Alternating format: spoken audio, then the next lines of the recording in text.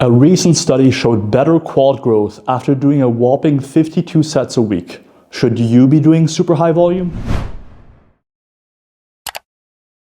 Welcome back. Now, real doctor Milo Wolf here with Wolf Coaching, and today we're talking about volume. Let me set the scene for you.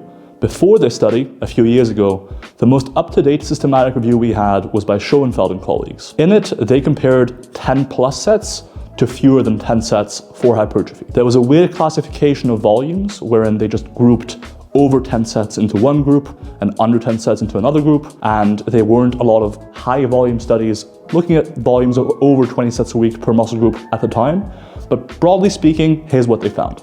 They found a dose-response relationship between how many sets you did per week and how much muscle growth you saw. However, there has since then been a more up-to-date meta-analysis on the effects of volume on muscle growth. Specifically, this meta-analysis by Basval and colleagues looked at 6 studies and, broadly speaking, found the following. First, for the biceps and for the quads, 12 to 20 sets per week per muscle group was ideal for hypertrophy. Secondly, for the triceps, 20 or more sets a week were better for hypertrophy compared to 12 to 20 sets. With that being said, all effect sizes did lean in favor of higher volumes, over 20 sets per week per muscle group.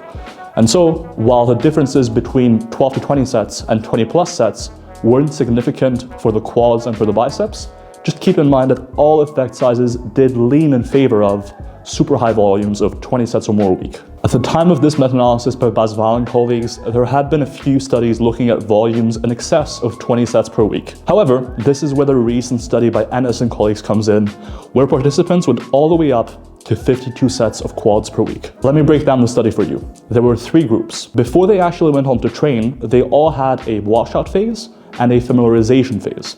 In the washout phase, for 2 weeks, they trained with very low volumes all throughout. Then, in the familiarization phase, all groups trained with 22 sets of quads a week.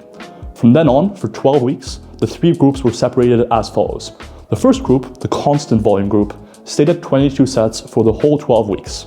The second group added 4 sets of quad training every 2 weeks during these 12 weeks. The final group added 6 sets of quad volume every 2 weeks for the duration of these 12 weeks. So at this point, you might be confused. One group stayed at a constant volume, one group added 4 sets every 2 weeks, and one group added 6 sets every 2 weeks. Let me do the math for you.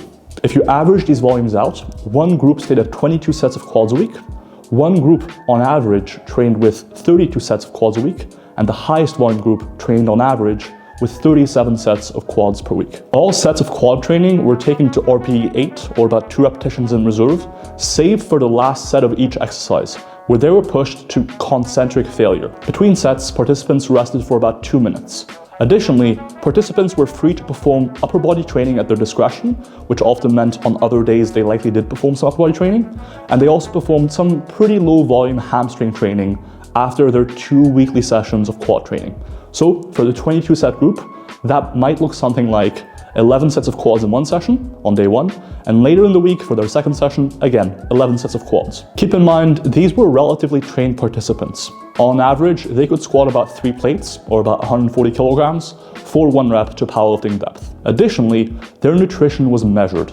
So at baseline, about halfway through the study, and at the end of the study, the authors measured the nutrition of the participants to see whether there were any differences between groups that could possibly help explain some of the results. As far as the exercises used within the study, they used the squat, the leg press, and the leg extension. Volume was roughly evenly distributed between these 3 exercises, with a bias of squat adding volume first, leg press second, and leg extensions last. The authors measured 1 rep max in the squat, cross-sectional area of the quads, and muscle thickness of the quads. Here are the results. Broadly speaking, as far as strength went, participants saw a dose-response relationship between how much volume they did and how much of an improvement in their 1 rep max in the squat they saw. There was some variance in this. In the highest volume group, there was the most variance in how participants responded, which is worth keeping in mind.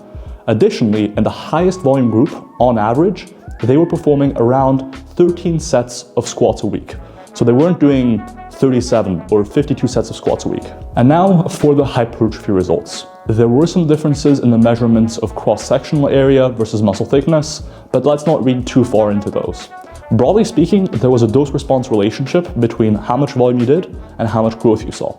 Essentially, the more you trained, the more muscle growth you saw. While these results didn't reach statistical significance, they were pretty consistent, so I'm reasonably confident that there is something there. Once again though, it's worth noting that the highest variance, or essentially how differently the different participants within a given group respond to, for example, the highest volume, the variance was largest in the higher volume groups. So if you wanted to form a very basic interpretation of the study, you could say more volume is better for both strength and growth. For strength, at the most, on average, they did about 13 sets of squats.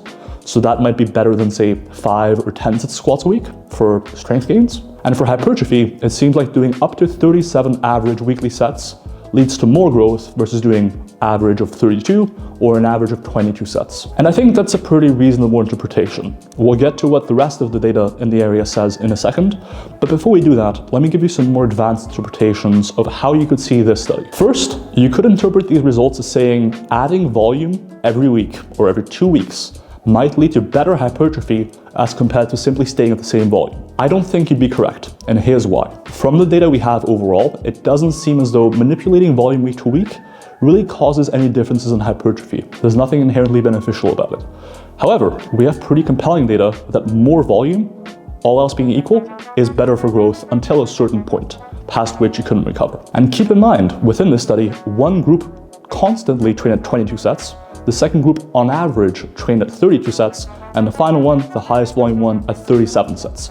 So these groups didn't perform the same volume across the study.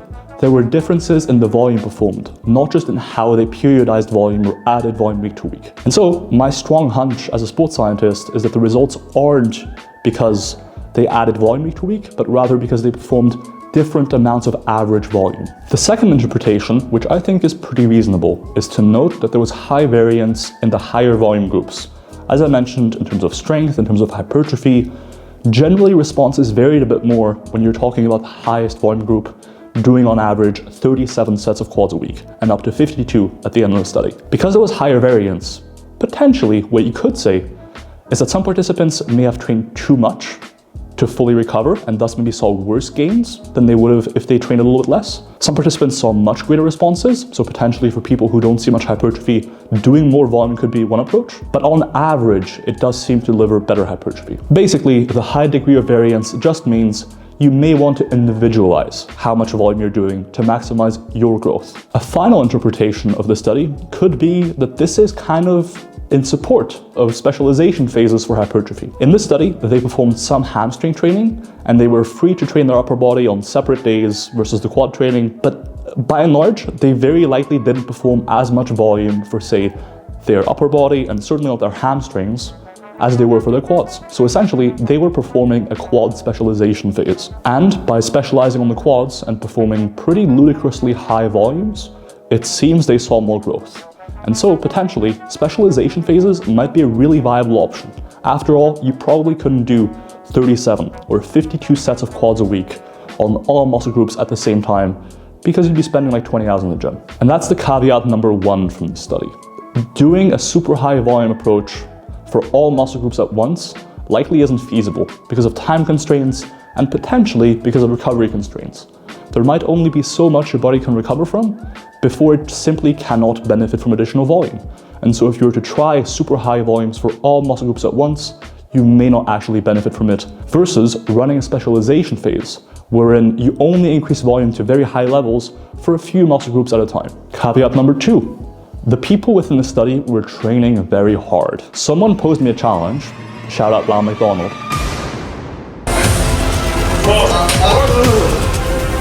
Keep it rolling. Keep it going. Go! Fuck! Holy shit.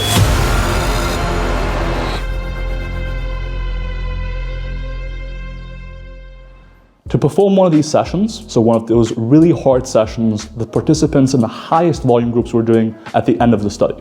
These sessions were 26 sets of quads with 2 minutes rest between sets, 9 sets of squats, 9 sets of leg press, 8 sets of leg extensions. Someone challenged me to do it because they didn't think that it was feasible to actually do it in a gym and that the study was a bit,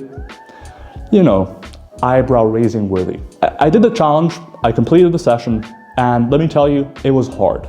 So the participants in this study were training really hard. Potentially, you couldn't be doing this for all muscle groups at the same time. Next, big caveat. As I mentioned earlier, if you only look at the peak volume of the highest volume group, you might say it's completely nonsensical. 52 sets of quads a week probably isn't best for hypertrophy. And in fact, maybe halfway through the study, when participants were training in the highest volume group with about 35 sets, maybe that's when they grew their best, right? But then they went up and up in volume.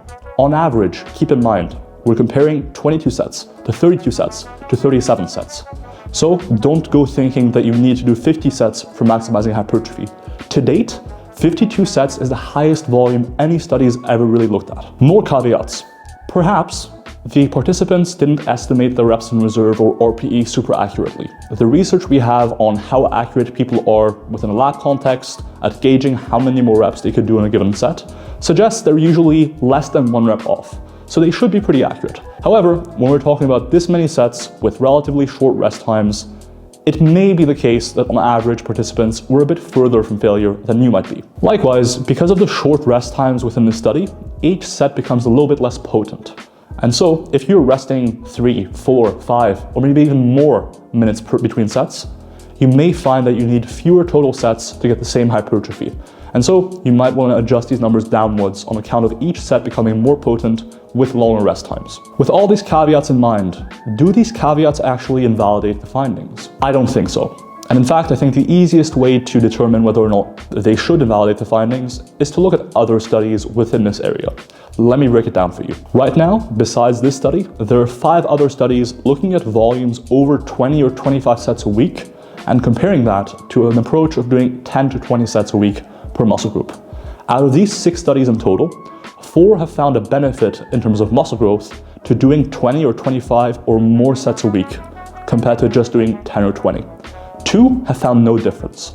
And so when you look at the literature overall, what you'll find is that either there's a benefit to doing these pretty high volumes or there is no drawback. Interestingly, relative intensity, or how close to failure you train, seems to display a similarly positive relationship with muscle growth, such that the closer to failure you take a set, the more growth that set is going to cause, roughly causing double the muscle growth of a set taken to 5 reps in reserve when you do a set to failure. So it seems like both very high volumes and training pretty close to failure or to failure causes more muscle growth. Now, my takeaway personally from these 2 areas of evidence, and if you want to see a video on relative intensity, click here. My personal takeaway is that you should be training very hard for hypertrophy in terms of volume and in terms of relative intensity, as long as your recovery is permitting it.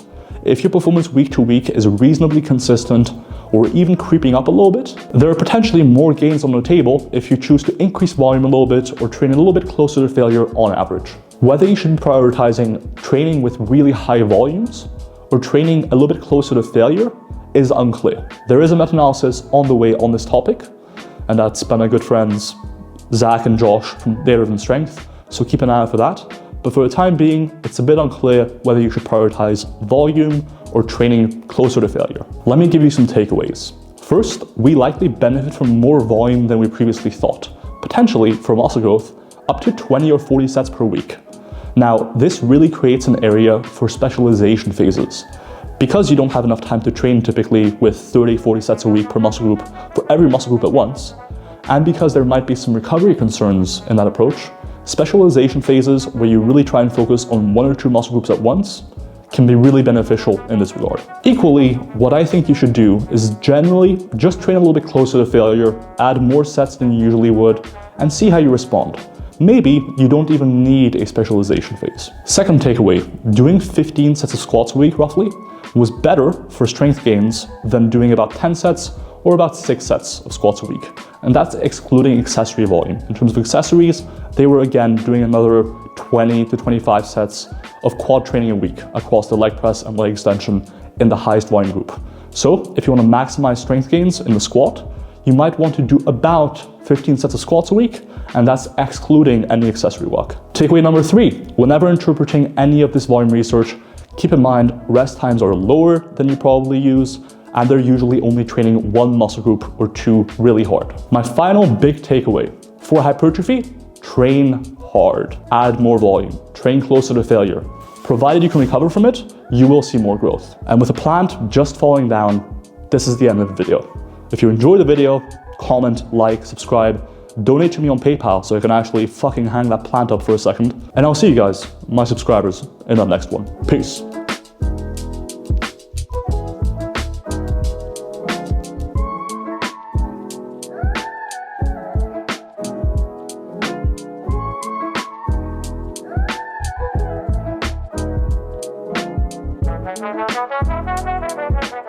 Thank you.